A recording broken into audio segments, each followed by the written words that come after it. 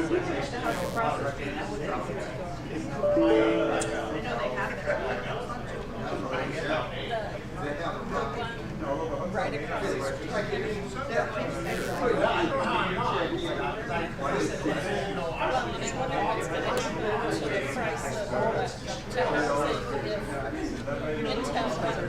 If this next wave of Intel layers,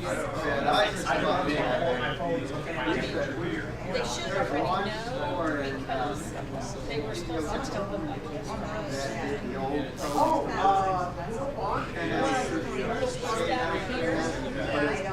I thought that the article I read today was very vague, and it sounded like it could be 2,000 all across the nation, but yet, because it specifically said Oregon and New Mexico. I don't remember if it said Arizona or not. Freedoms to go fishing. Nobody would they would tell us.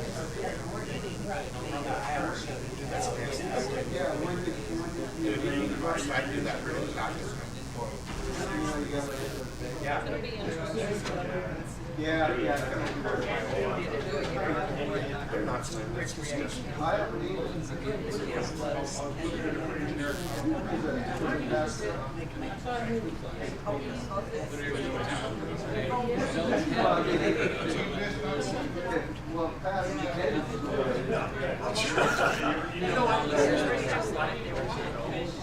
I like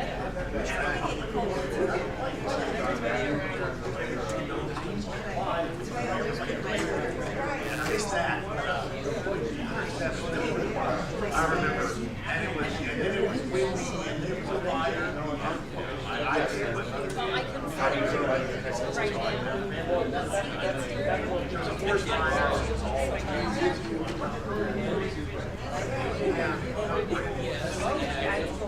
Yeah. I mean, by the time it gets here, right now, it feels nice.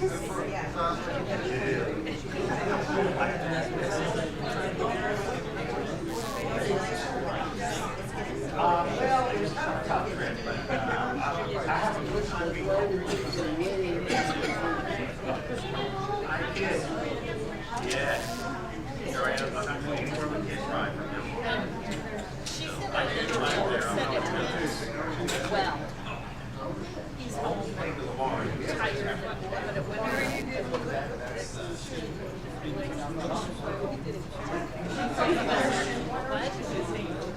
most likely because he's probably still under a lot Is that Happy Day? You talking about Happy Day?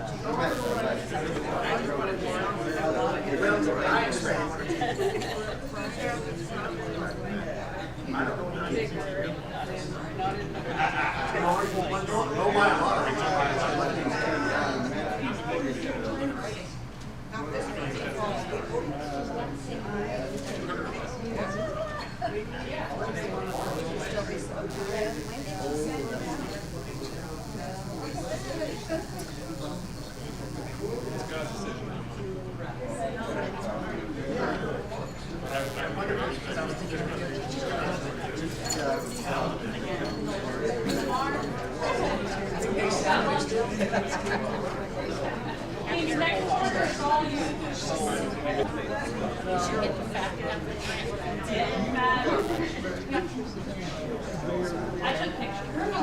See how long.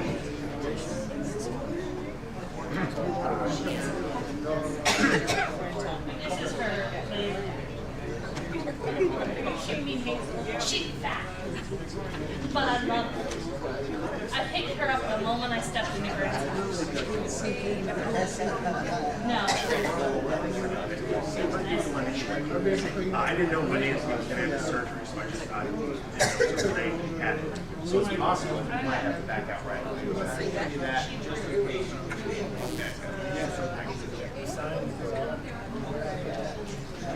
Well, this is her big one. That box used to be like 2 weeks old. You can see her scab.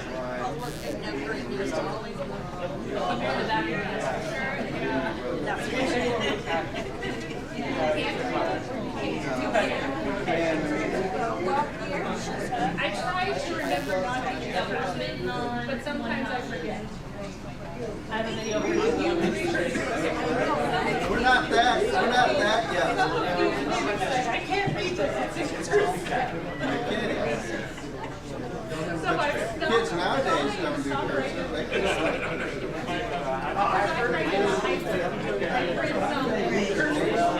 so you just do what Dad does. auto.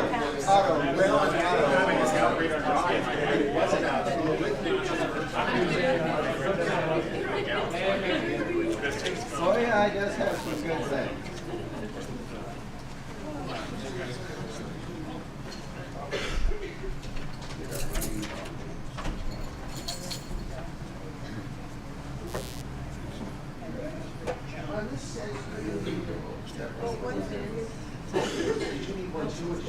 I gave her Grant. Oh, so Grant, did you need a book? I don't have one. Daria says I don't. He doesn't.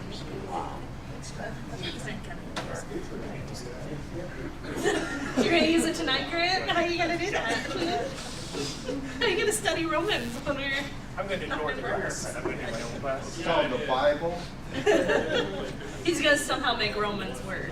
Only Romans, though. It is the same one on. No, I'm just going to raise my hand and answer the questions from here instead of the ones up there. Wow, you're gonna be the worst kind of student. This is next week. The one that does lessons. This is for a Sunday. different Sunday. class. This is what we're doing Sunday. Sunday? Okay. Sunday. Chapter 2 Sunday. Yeah. Oh boy. A little bit of confusion there. Well, good to be with all of you and express my thanks to those that filled in for me on Sunday while I was traveling. I'm just going to recommend to you don't travel. That's all I can say. I'm done traveling. If I can't drive there, I'm not going. That's my new mantra because I don't know how you do it, Lamar. You know, Lamar's so cool and collected all the time, and I'll tell you what, I've been a nervous wreck for a week. But boy, it makes being home better. So I'm sure I'm glad to be back with you. And I'm excited to talk about what we're talking about tonight. One of those things that I think is really interesting. I think you probably think it's interesting too. And I know that if you have religious family and friends, they think it's interesting. So this is one of those things that it's good to kind of equip yourself with some conversational techniques as to how we would talk about the end times. Talking about the end times tonight. Before we get started, Ryan, can I ask you, would you lead us in a word of prayer? Father, we thank you so much for this opportunity we have on this Wednesday night to gather together to study from your word. We pray as we approach the topic of the end times that we're careful in examining your word to make sure we understand the things that listen for us. We pray for Brian, who might have remnants of prayer. Pray for Anthony's recovery from surgery. We also pray for the other members that are away that are sent to travel. And many are traveling, that they may be able to come back to us safely. In Jesus' name we pray. Amen. Thank you very much. So as I said, tonight our goal is that number one, I want us all to kind of understand, and maybe one of the ways I want to put this is that I want you to be ready for some of the words that people throw out there if they believe a certain way about what we call the end times or the last days, or what they would call them. They actually would use that term different than we will. But I want you to be ready for those terms, and kind of, it's good to know what somebody else thinks. This is one of the reasons why I think it's good to study, you know, to learn what other people believe and to learn what other churches teach, because it helps you to kind of think, well, that's why you see things in a certain perspective, and it helps us to sharpen our ability to dive right in and to reach the heart of what could be a misunderstanding. You know, you see that throughout the New Testament when Paul or others are able to talk to the Jews and to get to the heart of their misunderstanding. So our first point is to understand what people say about it, and then our second point is to prepare ourselves, to be ready with some answers that will be used to us. Let me just throw a general question out there. If somebody tells you, you know, hey, our church is having an end times study, what is the most likely thing that they mean? And don't say the biblical meaning of that term. There is a biblical meaning. What are they talking about? How would you characterize it? I don't want to use my words. I want yours. Premillennialism. Premillennialism is a fantastic word that I hope we're all familiar with. Premillennial. What is a millennium? 1,000 years. Yeah, mil and 1,000. So premillennial means before 1,000 years. And it's a word that means that this person believes we're living in a time before Jesus is going to come and reign on this earth for 1,000 years. So that's a great word. Barry, you had your hand up. What would you say? I think that's correct. Yeah, great answer, right? So anybody else have a different way to put it? Ramon? The rapture or? Yeah, you might hear him talk about the rapture. And I've got a couple other words to throw in there too, but that's one of the words I want you to know tonight, to say you're listening for them. If they start talking about those things, that would be one. Any other ones, Ryan? A lot of people try to put modern events into the Bible. Oh, yeah. So today, I read a preacher who said, oh, look at this war with Iran and Israel. He says, that's right out of the book of Ezekiel. He said, these are end times for sure. Actually, what was interesting, he didn't say it that way. I got to be careful. He said, it could be end times. One thing you'll notice about a lot of these guys is they've learned a lesson over the last 40 years. And they don't say anymore, it's absolutely the end times. They say, it could be, because a lot of people, we would say bet the farm, that the end times that came and they didn't come, and they were really off. I saw a couple of hands up. Go ahead, Diana, and then Gerald. Tribulation. Tribulation, that's another word. Diana said another one of our goals tonight, to understand the word tribulation. Rapture, tribulation, premillennium or millennium. Gerald, and then... Reincarnation is an interesting one. Now, reincarnation is interesting because that might fit to even a broader spectrum of people, like even people that aren't Christian or call themselves Christians. Go ahead. I was scanning through the channels last night. I came across the preaching channel, and they were talking about heaven's going to be brought back to earth. Yeah. So that is definitely what Gerald is talking about is definitely a teaching of what we're talking of end times, where they're saying one day Jesus will be on earth and it'll all be here on earth, and a couple of churches teach it real heavily. Go ahead, Diana. Antichrist. You know what? I didn't even put that on our list, and I should have, because Antichrist is another one of those big words that you hear a lot. And I think, Debbie, it's on the paper, and I forgot to put it on my slide. That's what I'm when I get to the words list, remind me of that one, because that's an important one here too. Yeah, church age. You hear people talk about the church. I don't mind that one so much. They might mean more than one thing, but yeah, they mean the kingdom hasn't come. Yeah, that's what they do mean. They mean the kingdom is something different. So okay, so right now it sounds like we have a good kind of grasp of the kind of conversations that people have. I asked the computer, give me a generic, what would people say? And they said, well, end times refers to the belief in a religious context that the current world, and this is one that probably is one of those defining characteristics, it's nearing its end. So years ago, a man who was a preacher at a denomination that taught these things said, he asked to debate with me about this in a written debate. And his big point was to say that the return of Jesus is imminent, any second. Now actually, at first I said, well, it could be, you might be right. But he was saying because of a series of signs that were going on. And I said, well, that's where we disagree. Because it's not so much just that the world is nearing its end. It could be nearing its end. It's certainly closer now. This is something that Peter said, it's closer than it was when you first believed. Certainly closer now, but that there are signs that are going with this, prophecies that are being brought out. And in particular, the three books that you need to know, most people are going to point to, not only these three, they'll go all over the place. But the big three are Daniel, Matthew, Revelation. Describes events and conditions that characterize the last days or the end times. And they'll talk about this warfare, famine, earthquakes, rise of false prophets. So for example, if I'm listening to some preacher, and they might say something like, there's more earthquakes today than ever before in history. You know what that is to me? That's a little red flag that says, I think this guy might be caught up into this teaching here. If they're saying, well, it's worse now. It's an easy answer to that. What did Solomon once say? Nothing new under the sun. It's no worse today than it's ever been. That's kind of a Solomon statement. And so a lot of times I think, well, if somebody's saying, oh, yeah, there's more warfare or famine, people have eaten better in the 21st century than they've eaten in all of human history. So I kind of think, well, that one surely doesn't fit well. But earthquakes, I'll hear them talk about more earthquakes. all sorts of things. False prophets. Now, there's a lot of false prophets for sure, but that's an important one. So what does this look like? Well, I like to see things. I like to visualize things. So I looked around and I found a nice picture, and you have it in your handout there too. And here's a picture of what a lot of people are talking about when they're talking about end times. And they see different time periods that people live in. And that's okay, by the way. We would say there's the Old Testament and the New Testament. But they would say right now, and Barry used this term, right now we live in something called the church age. Now I might not mind somebody saying that. In fact, that might not be a term that triggers me to think that maybe they think a certain way, unless, like Barry was saying, they're talking about a church age different than the reign of Christ. Go ahead, Barry. Yeah, they're talking about the return of Jesus.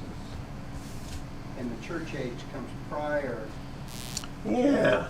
to his return. And then they talk about the rapture. Yeah, so Barry's pointing about this conversation here of the return of Jesus. The first thing I want us to understand is this. So what they're describing is this, that there's all these things that are starting to happen, and then there's something called the rapture. The rapture. Want to come back to this in a second, but when people use this word rapture, what do they mean? What does it mean? Debbie? The Christians will be taken up. Right. So they're talking about a moment, and sometimes it's. I don't mean to make it sound silly. I mean, like I said, I let me say this carefully. I believe there will be a rapture.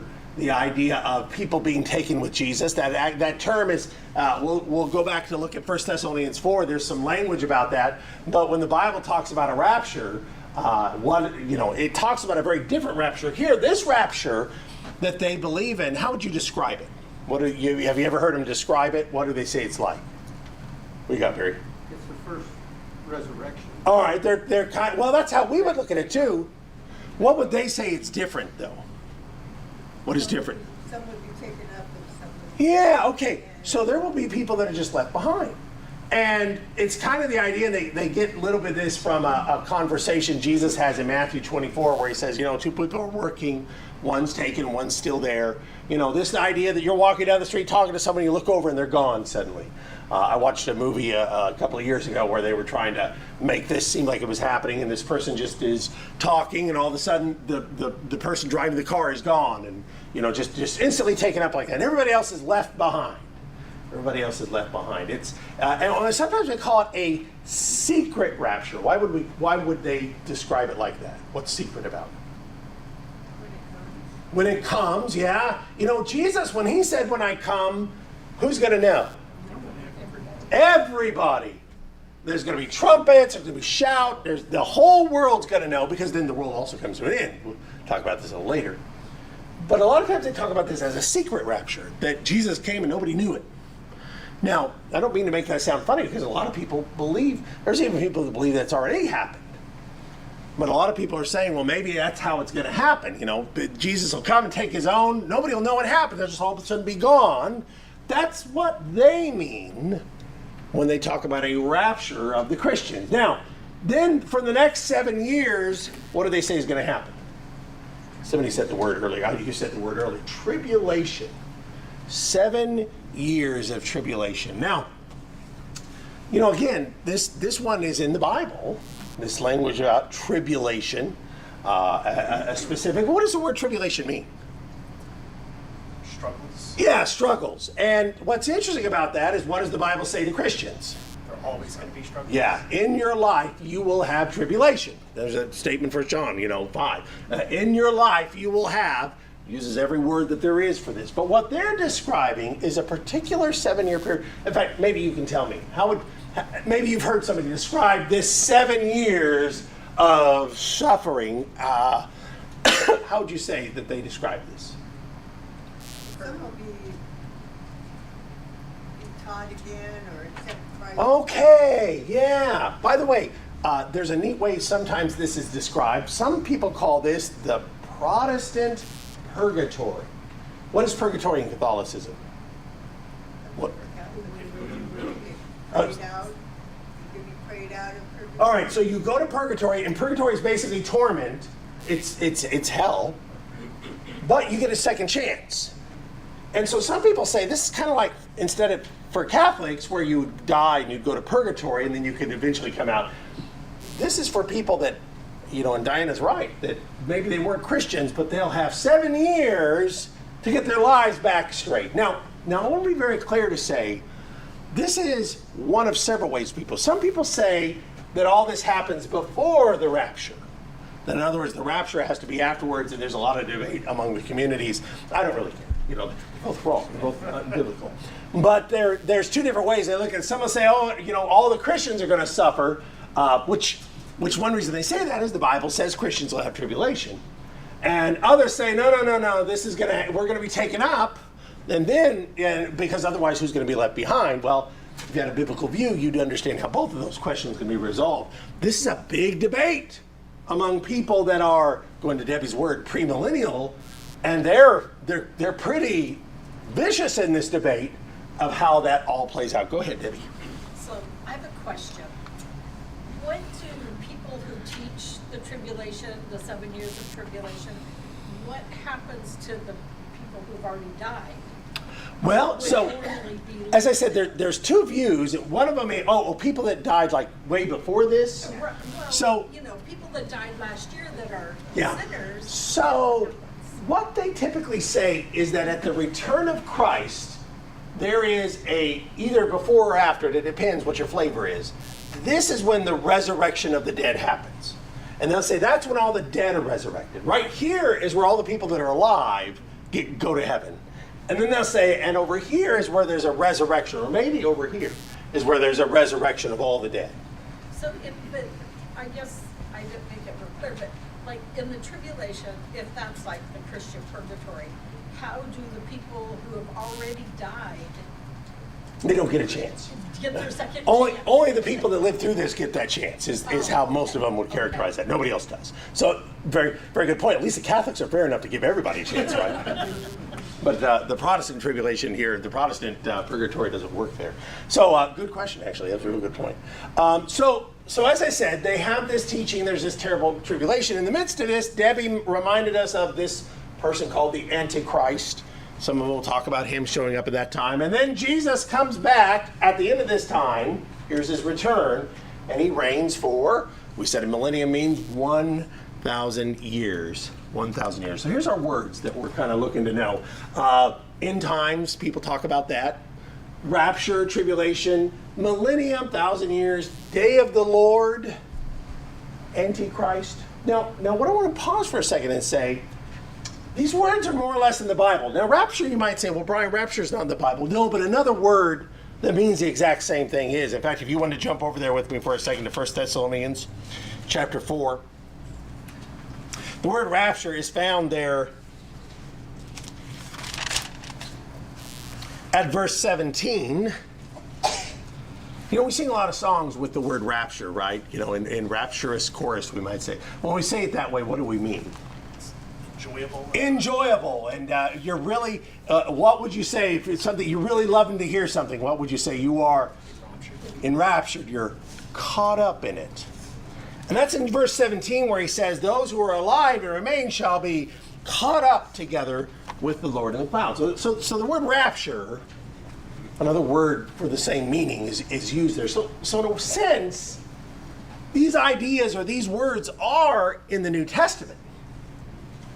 What we have to be clear about is they've been completely misidentified. Now, is that anything new to us? What other words are misused in the Bible? Baptism. There's a huge word that's in. What else? Love. Boy, that's one of my go-tos about faith.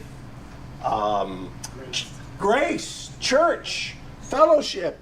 So many different things can be misapplied and mishandled. Those words that and I've always said that was one of Satan's best tactics, was to tell Eve, you won't die. He's redefining a word so that you think of it differently. So it's not unusual that we would say that these terms and expressions and ideas that are in the New Testament, if you could redefine those, you can get people to think that what they're thinking is actually biblical.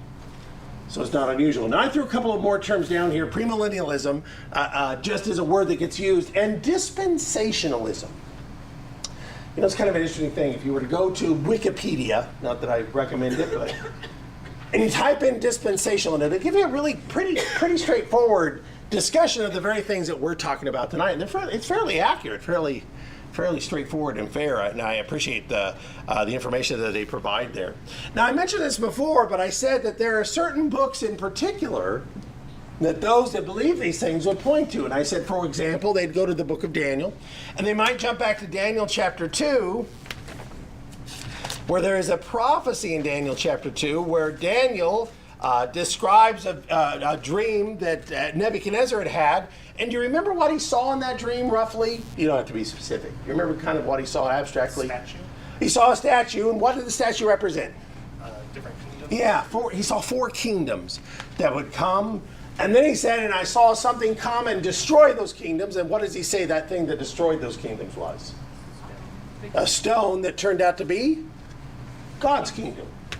So he has this vision a second time later where it's his own vision many years later, and he describes it again as 4 monsters, 4 great animals, and then he describes again a great kingdom coming and overcoming all of those. Now, we'll talk a little more about this in a moment, but the idea is somebody will say, well, look, you know, we're looking for these kingdoms to come. There's some big misunderstandings in those passages, but people might say, oh yeah, it's right there. Matthew 24. If you have your Bibles out to Matthew chapter 24, you would read about some of the things that are talked about here. And remember, we talked about wars and famines. And if you ask somebody where that's at in the Bible, they would say, well, if you go over to Matthew chapter 24, Jesus talks about his coming, the day of the Lord. And he says in verse 6, there will be wars and rumors of wars. Verse 7, nation rises against nation, kingdom against kingdom, famines, pestilence, earthquakes. Verse 9, here's that word tribulation. And let's say, look, this is what I believe, that this idea of a language that's called the day of the Lord, as we kind of walk through here, this terminology that the day of the Lord, as he goes to about, we would say about verse 35, he's describing all these different things that are happening, and so people say, that's what I'm looking at. That's what I'm looking at. In fact, probably Matthew 24 is probably the go-to passage that most people go to. And finally, you have the book of Revelation, and I just say the whole book. Because there's a lot of visions and a lot of symbolism in that book, and a lot of times people will take those things and really kind of work them around in order to get these ideas out of this. So next question is this: who teaches this? And maybe I should start off with an easier question, or another question: say, who doesn't teach this? It's not as common as you think. Not as many churches as you might think actually say, hey, you know, we believe in premillennialism. You might be surprised to find out. I'm going to steal this answer for you. The Catholic Church doesn't teach it. Anglican Church, Lutheran Church, Presbyterian Church. There's a number of denominations that don't teach this. In fact, most denominations that existed before 1800 don't teach this. Grant? I was gonna say, it seems like almost more common for people who aren't Christians to think that all Christians think. Yeah. They're not thinking of Catholicism. That's a great point. I would say probably a lot of Catholics think that anybody who's not Catholic thinks this.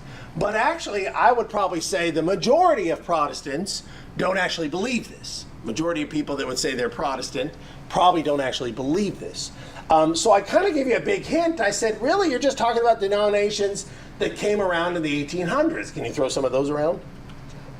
Jehovah's Witnesses. Very good. Oh, I don't want to give you the answer to that. Jehovah's Witnesses. They have a very, very heavy application of this. Anybody else?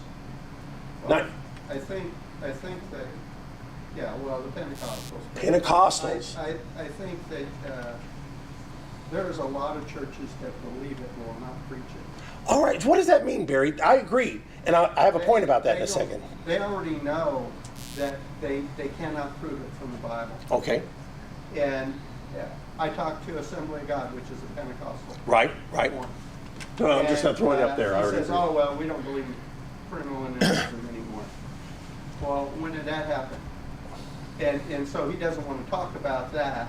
It's kind of like Jehovah's Witnesses don't want to talk about predicting the end of the world. Why not, Barry? Why not? That's a great point. All right, so George said it. Barry says that one of the things about, and Jehovah's Witnesses are a great example of this, is what did they do, Barry, over and over again? Well, they tried to predict They predicted the end of the world. They missed it for over 100 years. And now they don't give you any specifics about it. They'll say, well, it's, maybe you won't even see it happen. I think, well, the end of the world comes, you don't see it happen. But they will. They'll say things like that. So a lot of churches shy away from what they used to be, where they would say, oh, yeah, we know when it's going to happen. It's going to be XYZ date. You just don't see that like you used to see it. Probably I would say the 1970s and 80s was the last time where that was a big push in churches. I think they believe, when during Reagan's time, there was a war. Same idea, Middle East. And the Four Squares, which is up there, had a conversation with the individual, and he was handing out pamphlets at the end of time. He was trying to show against Iraq. Right. And that's the end of time now, and it just keeps going. Yeah. And the question is I think they believe Jesus fulfilled all the prophecies. Yeah. So when you start talking in Luke and you start talking about Jesus fulfilling prophecy and that he came to fulfill everything, he didn't come to destroy it. Yeah. The question is did he? And they cannot answer that. Yeah, great. They don't want to answer that. Great point. Pentecostal churches, by the way, are established around 1901. So Pentecostal churches, Jehovah's Witnesses are in the 1860s and 70s. Pentecostal churches, Adventist churches. I didn't put Seventh-day Adventists up here, but they're big on this too, and they're established in the 1780s and 90s. And then I'll kind of pause and say there are some of the Baptist denominations. You may not know that there's more than one Baptist church. There's quite a few Baptist denominations and Methodist denominations, and a lot of the ones that came up that rose to prominence in the 1800s tended to be groups that taught this. And there's a very logical reason why it is the case that it's only churches that were established in the last 200 years that taught this. Anybody know the answer to that already? Didn't exist. Because this doctrine didn't exist before that. And that's one of the things that I think is the most teachable thing I love to talk about. When I want to talk to somebody is I say, you know what's interesting about this doctrine? Before the 1830s, it doesn't exist. Nobody believes this. Nobody had ever heard of this till a man named John Darby and a little tiny group, the Plymouth Brethren. I don't think there are any Plymouth Brethren left. I could be wrong. But they were small in 1830, and he comes up with this big idea, the 1830s and 40s and 50s. He comes up with this big idea about this coming kingdom and this great tribulation and all these things that were going to happen, and nobody believed it. Now, the irony is, a guy named Cyrus Schofield in the late 1800s puts together a King James Bible, and he puts little study notes in it. He did believe it. So he drops this into his Bible, and his Bible is immensely popular. I mean, a lot of us today probably have Bibles with like study notes and things like that. They're nice to have sometimes. Well, he was one of the first ones to do that. So it was a real popular Bible in the late 1800s to have a Bible where you have the comments written right in the Bible. But he believed this. So suddenly in the late 1800s, early 1900s, you started seeing it. By the way, in the middle of all this, there were some big things that were happening in the world. Like what? World War I. Yeah, world wars were happening. And you know, for a lot of people, they were looking at these things. Actually, early on, back in the 1800s, they were talking about guys like Napoleon and saying, oh, look, he's the Antichrist. And then World War I, oh, the Kaiser, he's the Antichrist. And you had wars that were happening. They were saying, wow, you know, there's never been a war like this. This must be something. Well, it clicks along till this Bible gets adopted in the Dallas Theological Seminary, which is a pretty common seminary. And so in the 1950s, 60s, and 70s, they're teaching premillennialism out of this seminary. I think there's a statement that they don't teach it anymore. But one of their students is a guy named Hal Lindsey. And Hal Lindsey writes a book called The Late Great Planet Earth in 1970. Anybody want to tell me that story? What's it about? George? Oh, George is It's a bunch of fictitious stuff. It's crazy stuff. But he takes world events. This is probably the first time where he tries to be very specific. Actually, that's not true. The Jehovah's Witnesses did this in World War I. But he takes all the events that are happening and says, look, the country of Israel was set up in 1948, and a generation later it'd be 1988. So he says by 1988. So he says by 1981 this great tribulation will hit. Jesus will return. It's one of the most popular books in the 70s among religious readers. It was really captivating. He makes it sound good when he says Gog and Magog is the Soviet Union, and these are things that people are worried about already. So they say, yeah, I guess that makes sense. It was immensely powerful. 1988 came, by the way, and went. So we all kind of appreciate that. Now, I think you'd have seen a decline of this, but another guy out of the Dallas Theological Seminary, his name was Tim LaHaye, he writes a fiction series. And they're fairly well written as far as fiction goes. And they're called The Left Behind. Most of you know this series of books, and they were really captivating, and they're interesting, and they're about this story. And he fills in with we would call it a poetic license, or I don't know how we'd want to describe it, but he fills it in and builds it up, and so you suddenly have a big boost in the 1990s. So what's kind of interesting is you see about every generation and a half, this doctrine comes up and it goes down, comes up and it goes down. I think we're kind of in a goes down right now, but I also think there's a lot of reasons, there's a lot of people that still would want to bring it up. Got a couple of questions for you to think about. First of all is this.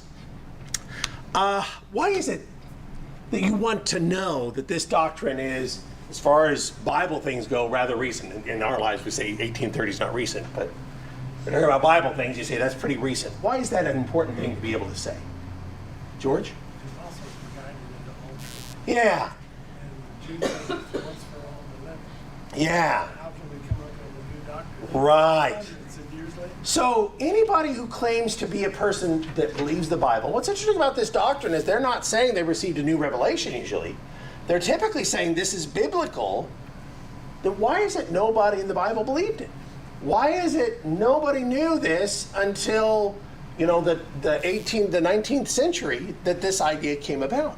That's an important point to consider. Who else would say that adds into this? Anyone else?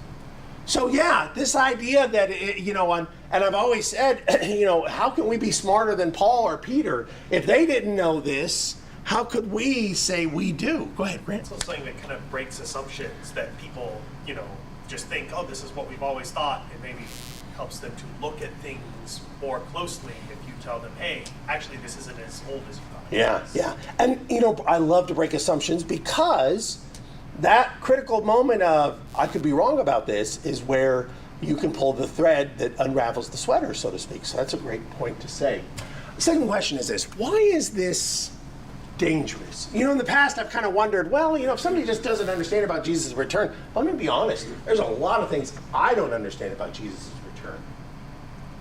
Why is it such a bad thing if somebody doesn't understand Jesus' return? What is somebody is convinced on these things, and they take these Bible terms and ideas and they've applied them? Why is this dangerous? Wendy?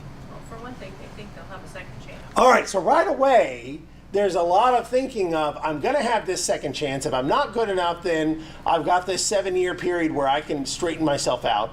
And that's immensely dangerous. What else is dangerous about this? Debbie? Well, like the Jehovah's Witnesses believe that if you don't go to heaven, you're just dead. Right. And so if you're just dead, there's no reason to even follow God's teachings, and there's no reason to share it. Yeah, I don't know nice. why they share their doctrine if Yeah. you're just going to be dead. Yeah, it's kind of crazy if you say there's only 100,000 slots. Don't sell more seats, would be my opinion, but it is kind of interesting. Grant and Barry? It's also something that can drive people away from God whenever, Yeah. you start teaching, hey, it's going to end in 1988, and everyone sees nothing Yeah. happened, so... That's a great point, because you know what? One of the things that a lot of skeptics love to do is they love to say, yeah, look at these wackadoodles, look at these guys that have predicted these things and nothing happens, and this is outrageous. And it does bring contempt on the name of Christ. That's a great point to say, Barry, and then Ryan. The seriousness of the millstone come around All right. someone's neck because they mislead and Yeah. false teach. excellent point, of what it means to be a false teacher, right? This happened in 2012 or 2002, something recent. There was a guy in Texas. Now I don't know if that was out here or not. So we lived in New Mexico at the time, and he paid for billboards all over Texas. It was here, okay. It was all over Texas, and he said the world's going to end May. That's the most recent time I could think of someone trying to pick a date. And he said, "Is the world's going to end May 15th?"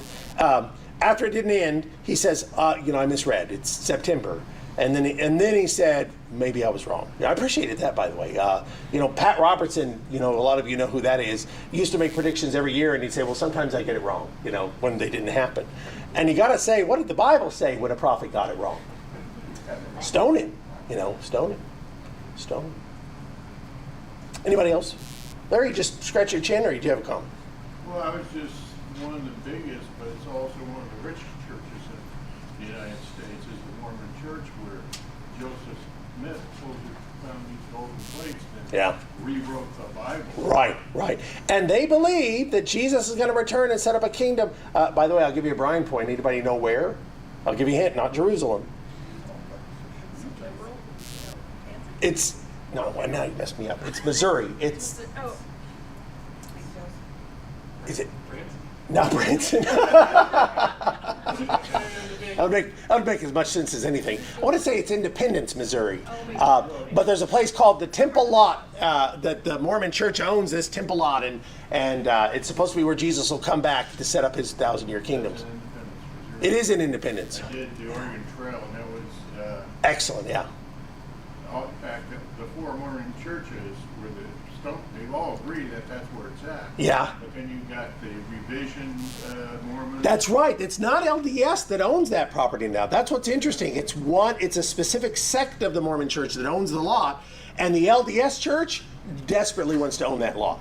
They have for 50 years been trying to acquire that lot, and the Temple Lot Mormons do not allow people to convert to their church for that reason, so that they don't convert people in that would then sell it to the LDS. The restoration, but one of them supposedly follows the Joseph Smith family tree. Right, that's right. That they believe that the heir to Joseph Smith when he died wasn't Brigham Young, but it was Joseph Smith's family. Yeah. Very good, Larry. Very good. So one more thing I'll add is this: if you believe that Jesus isn't coming until you see a bunch of signs for it, what are we going to learn here in a second about Jesus is coming? There's no warning. And if I think I've got, Jesus will say, people that think they have a while, in fact, he'll use this analogy. He'll say, people think that I've got plenty of time because they're looking for a sign.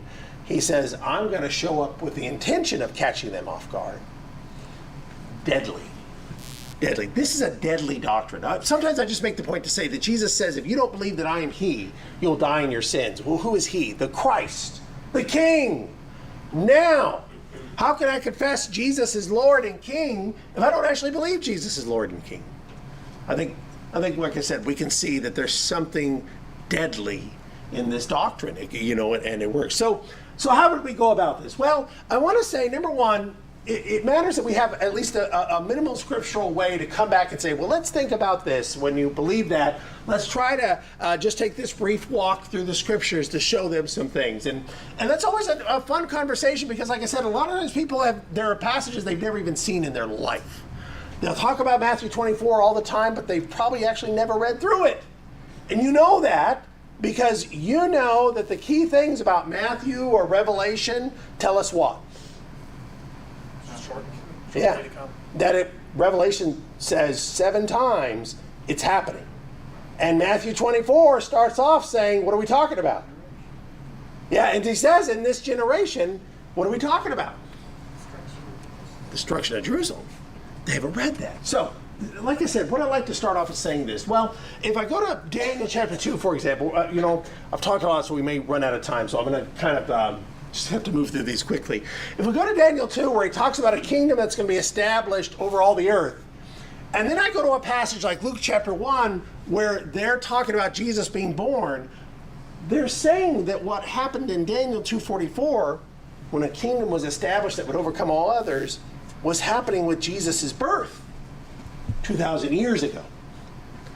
You see likewise, and by the way, these passages could be cross-referenced to each other quite easily. It's Daniel 7 where he says something very similar. And you realize, well, this is the same language he's using in 1 Corinthians 15 or John 12 when Jesus talks about these things. I could have thrown in 1 John 5 where he says, faith has overcome the world. When it talks about these nations that would come, those nations that were coming. We could talk a little more about this where you could say, well, Daniel's pretty clear about who those nations are. Daniel, in fact, says, hey, Grant, I'm going to put you on the spot. Of that statue, he tells us who the first two are. Who are they? He says, that top one is you, O Nebuchadnezzar. And then he says, after you comes the Persians. And then later in Daniel 7, he talks about the Greeks. And then he said the kingdom after the Greeks. Now, here's what's funny, by the way. A premillennialist will say, well, after the Greeks came the United States. But true, that is actually how it's looked at, because they say, well, the Roman Empire started and we're still it. It's goofy. But yeah, that's kind of where they say. Matthew 24. If somebody says, Matthew 24 says there's going to be, all these signs, just go back and say, well, let's read it. Let's start reading Matthew 24 together. And they jump over to Matthew 24, and you read those first 3 verses, and you say, what is he talking about? Debbie said it. What are we talking about? The destruction of Jerusalem, specifically the temple. The destruction of the temple. Now, we typically say that at verse 35, he does switch his conversation when he says heaven and earth is going to be destroyed one day. And that's the day and hour that nobody knows. But right off the top, all the signs that he's talking about are signs for something that are clearly explained. Now, the last one, Revelation. Grant, what did you say about Revelation a minute ago? Things that are going to happen soon. Yeah. One of the things about Revelation that very few people realize, and I always say this, you'll hear me say it all the time, the most important verse in the book of Revelation is verse 1, which says that the things in the book of Revelation are things that must soon take place. Now, if that's not enough, the beginning, he'll say it again, and then he'll say it 5 more times. You know how Revelation likes 7s. So at the beginning of the book, the end of the book, 7 times total, it says these are things that are happening soon. Not 2,000 years from now. Soon. Most people who would go to Revelation and say, yeah, Revelation's all about these end times, they've never even seen that. They've never even read verse 1 and said, oh, it does say that, doesn't it? And they're caught up. Now, next thing I would say is let's help them to understand the words that they're using. If they say last days, that's a term that's found in the Bible, and it's defined for us in the Bible. Anybody want to tell me how in Acts chapter 2, Peter talks about the last days, or Hebrews chapter 1 and verse 2, he talks about the last days. What did both of those writers say? What did Peter say, and what did the writer of Hebrews say the last days are? Yes. Very specifically, that we are, both of them would say, we are in the last days. Now they said that 2,000 years ago. So when they say last days, what do they mean? Do they mean the days right before Jesus' final return? Or what do they mean? They mean that God had done, like Hebrews 1, he says, God talked to people a different way once, but now God speaks another way, meaning this is it. Do we see an age that is to come after the church has come? Not in this world. It's the last one.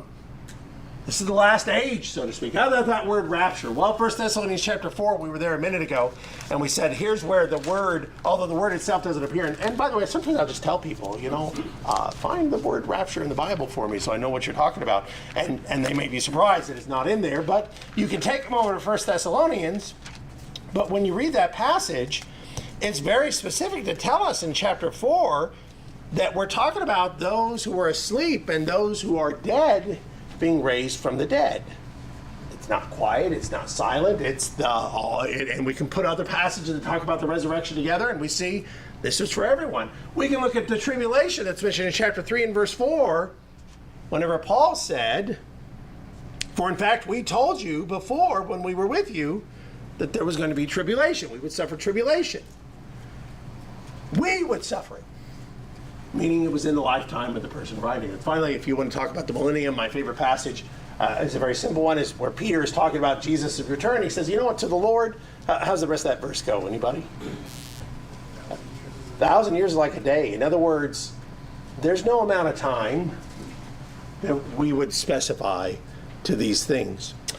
We've come up to our time, and I wanted to kind of camp a little more about the day of the Lord, just to say that maybe the best verse to know too is this conversation that begins in Matthew 24. Somebody says, I know the day of the Lord is returning. You know, the theme in the New Testament was, no one knows the day the Lord is returning.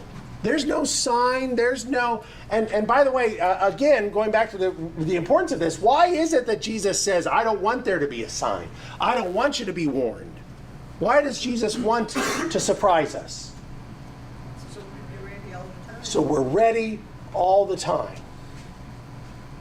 Because Jesus says, if you know the hour that the thief's coming, that's the moment you lock the door. But you won't do it otherwise. So Jesus says, I'm going to come so that you don't know. Not because he wants to catch us off guard, but because he wants us always to be prepared. Always to be prepared. We're at our time. Gregor, go ahead and hit the button. We'll wrap it up here. Just that I wish we could have gone a little further to say how we can show that the kingdom and the church are one and the same, whether it's the message that was preached, the gospel of the kingdom, that Jesus proclaims he was given all authority in heaven and on earth. I always like to say to a premillennialist who says Jesus doesn't reign yet, I say, what authority is left that he can get? If he got all the authority in heaven and all the authority on earth, is there somewhere else that there's more authority that he could get? I'd like to kind of make that point. Colossians chapter 1 talks about us being in the kingdom. 1 Corinthians 15 says that when Jesus returns, he will turn the kingdom over to the Father. Not to receive a kingdom, but to give it back to the Father. And so these are some of the things that I'd like to share with you. Like I said, we could have talked about a lot more. But for the sake of time, good comments, good thoughts. This brings us to our close now. So thank you so much.